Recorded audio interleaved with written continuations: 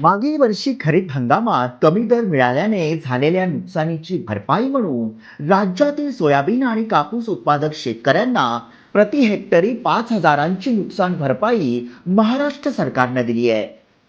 राज्यातील 65 लाख शेतकऱ्यांना याचा फायदा झालाय. 4,200 कोटींचं अनुदान थेट शेतकऱ्यांच्या खात्यात वितरित करण्यात आलं. एवढंच नाही तर केंद्र सरकारने सोयाबीनच्या MSPत 292 रुपयांची वाढ करीत प्रति क्विंटल 4,892 रुपये देण्याचा निर्णय घेतला.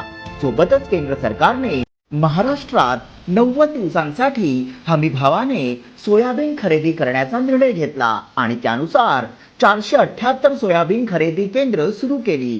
कापसाच्या MSPत 501 रुपयांची वाढ केली आहे. म्हणजेच कापसाला आता प्रति क्विंटल 7,521 भाव निश्चित केलाय.